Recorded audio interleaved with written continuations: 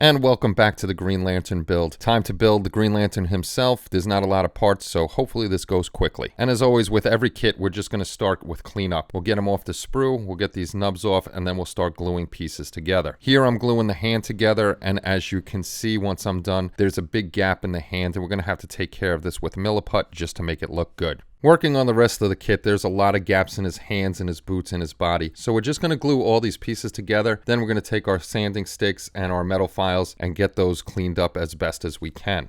After gluing and cleanup, pretty much we got the seam lines done. So hopefully once the primer is on, they'll be invisible. But if not, we'll just go back in and clean them up a bit more. And next up is our real problem child. The head is split into two, and we're going to have a seam right down the hairline that we're going to have to take care of. Now that I have the head glued together, you can see on this side the seam isn't too bad, but as you come across, the seam gets very big over here and it's got a step. So we're going to have to sand that down and resculpt the hair in. And while I'm waiting for the head to dry to make sure that glue is set, I'm going to move over to other pieces like the boot that I know is already set up. The first thing I'm going to do is I'm going to use my metal file to take that lip down. Don't be scared of the metal files, but don't be too aggressive with them. Otherwise, you will ruin your piece. So I start with the metal file, then I move over to sanding sticks and back into the metal file if I have to. My sanding sticks, I usually go from the coarse all the way down to the polishing stick, and you'll also see me using the X-Acto knife to carve back in some of the detail that we have lost. Next up, it's time to hit it with primer to make sure that we got rid of those seams, and that little bit of extra time that you take sanding everything down and filing everything down makes your model look that much better. And just some more cleanup on the body. The steps on this were pretty big, so if you're looking to get the Green Lantern kit, be prepared to do a lot of seam work, especially on the body. Again, the extra work takes time, but it's worth it for your model. As you can see here, the seams are pretty much gone. Once I hit primer on it, I'll be able to tell, and if I have to, I'll put a little more work into it. And the Green Lantern's body is all primed up now. The seams are looking really good, especially inside the legs. That was really difficult to get to. And with paint on it, anything showing is going to be pretty much hidden. Next, I'm going to take the time to work on the gloves. Both have pretty good gaps in them. I'm going to get out the Milliput and we're going to fill those in and get rid of those holes. I just cut 2 equal parts of the Milliput, and then I'm going to squish them together and keep squishing them and squishing them until we have one solid color. Once the Milliput is ready to go, then I'm going to start putting it into the hands. When I do put it into the hands, I don't go overboard by just putting big blobs. What I do is I mush it in there and then I fill it in as best as possible, and then if I have to add a little more, I do. I also take a wet paintbrush and I start brushing it down just so I have enough in there to cover up the hole and make sure that it's not seen, and then we could prime it and paint it. I started working on his head, and I noticed when I was sanding down the seam line on both sides that they did not sculpt hair all the way across, and I think they did that on purpose because they knew the seam line would be there. So what I did was I sanded it all down. I'm probably going to have to sand it down some more, but what we're going to do when it's done is we're going to take those lines and match them up on the other side. After I sanded it down, I took some Tamiya thin cement and I brushed it over his head to start getting rid of all the little chips that come from sanding it down, and also there were little chips in it of plastic from the mold itself.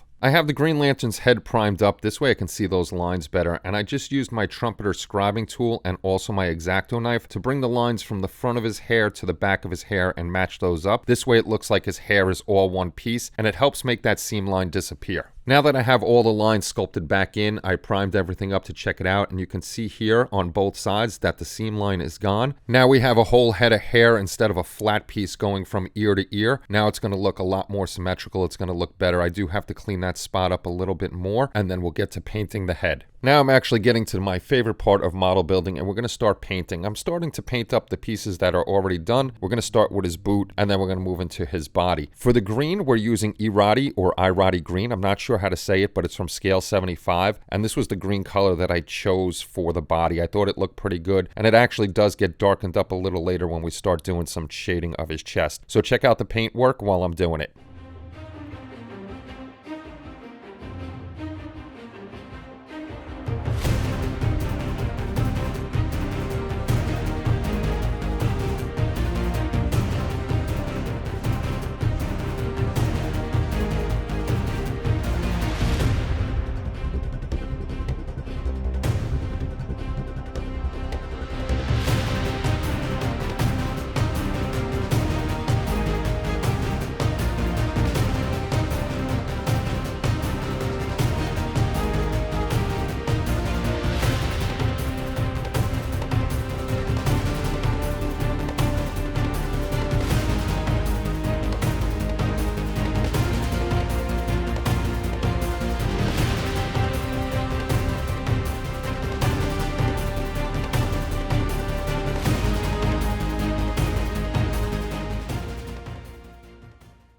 The next step in my painting process, I took Scale 75's Boreal Green, and I just started to shade in his musculature on his abs and on his shoulders, and everywhere I saw a little divot and the muscles down his back. Now that the Boreal Green was dry, I went back to the Irati Green and I lowered the pressure on my airbrush and I got really close and I started to finely spray over that Boreal Green. This way it lets it show through and it looks like a shadow on that line in the back on his muscle, on his lats, and on the front where we have his six-pack abs, and also up around his neckline and on his shoulders. So sit back and watch the process.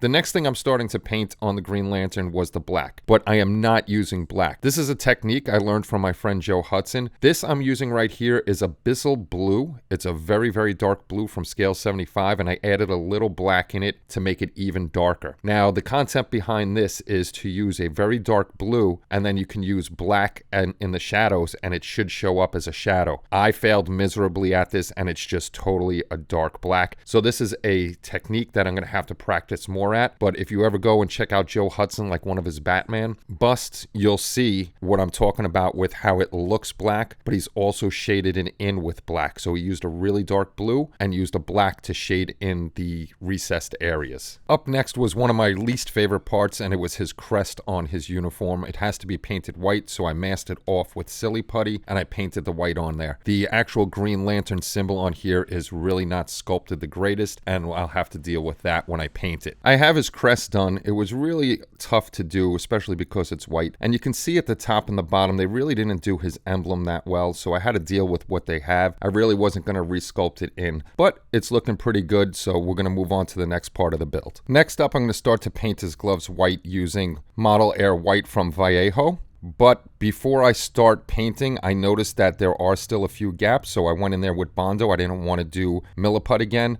I'll let this dry, sand it down, and we'll begin painting. Now I'm going to work on painting the gloves white. Nothing special. I just painted them solid white in a bunch of layers, but this is where I noticed that my airbrush was messing up and it kept spitting. It ended up my nozzle was broken and I had to wait a few days before I could begin the build again. With each piece dried and ready, we get to start assembling the Green Lantern more and more. I'm just scraping off some paint off of the arm. This way they bond well when I put them together. I'm just adding some Tamiya thin cement inside. I'm going to put the pieces together, hold it there until it's solid, and then we'll work on the next hand. Now that the Green Lantern's hands are on, the next big step is to work on his head. Before I started working on his head, I clear coated with Mr. Super Clear's gloss the green hand, because when you get the hand, it has little nubs on it that you have to sand down. This way, those will disappear when I put the gloss on it, and hoping the light will shine through better. I also did the same thing with the little star attachment. The first thing I'm doing on the face is I'm base coating with Golden Skin from Scale 75, so I'll speed this up so you can watch me lay down the paint.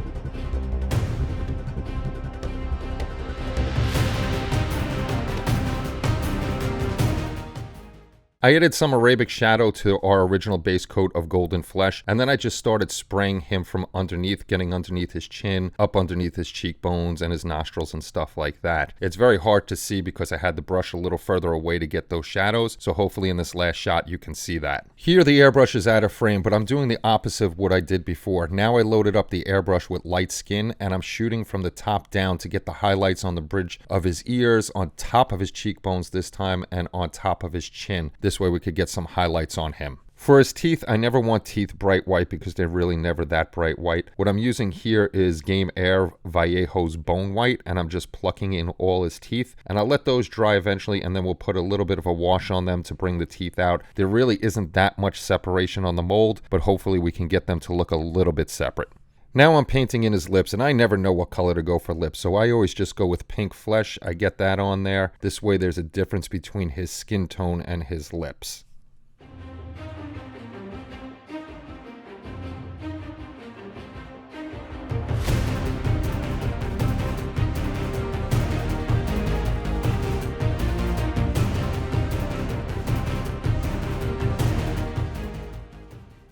It's all step by step from here. The next thing I'm going to do is start blocking in his eyes. And we're lucky with this figure. They are just pure white. So I just have to do a few layers in here with white. And if you notice, I keep going back over to the palette for the white or any color that I'm using. When I am doing it, I'm not overloading the brush. When I put paint on the brush, I'll actually tap some off to make sure there's not too much and we don't get a bunch of globs on our figure, because then that's a pain in the neck and we have to clean things up. Now I'm going to be blocking in his hair with the first layer, and I'm going to be using Scale 75's Brown Dubai for his hair. One of the problems with his hair was, again, a bad sculpt. On the left side of his head, his hair goes down towards the back and looks good. On the right side of his head, the sculpt isn't there. The hair does not go down to his neckline, so I kind of had to paint that in myself. But luckily enough, I think that's the side that you don't see, or it might be the side that you see. I'm not quite sure until I get him on the base. But I'm just going to block everything in as our first layer, and then we'll go from there. Once the brown was dry, I went back in with Vallejo Sandy Brown and I dry brushed his hair. This way we'd have some highlights all over the top, and we brought that out. And then once that was dry, I put a wash of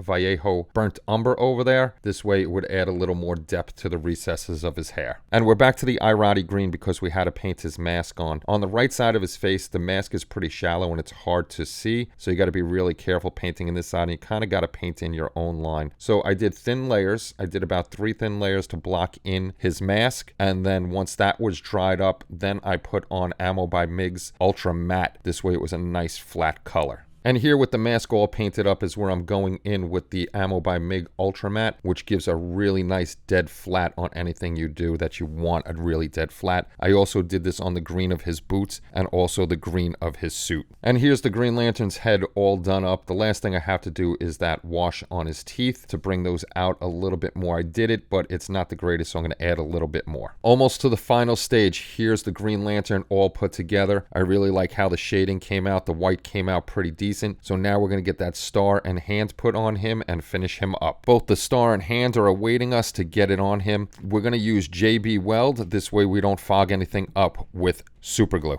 I have the JB Weld all mixed up, and I'm just using a toothpick to put it inside of the hands because I don't want to go overboard with it. I just want enough to hold it in place and make sure it's not going anywhere. Like I said, this won't fog it up, and I think the epoxy resin will give it that much more strength so I don't have to worry about the Green Lantern falling down. And the final piece, putting the Green Lantern on the base. I just pressure fit the hand to the robot just in case I want to move him somewhere and I don't have to worry about it breaking. Pressure fit in there. This is the end of the diorama. I had a great time building this. Thank you everybody for watching and sticking along with this build. I hope you enjoyed it. Now stay tuned for a quick video of the lights and some hero shots of the diorama.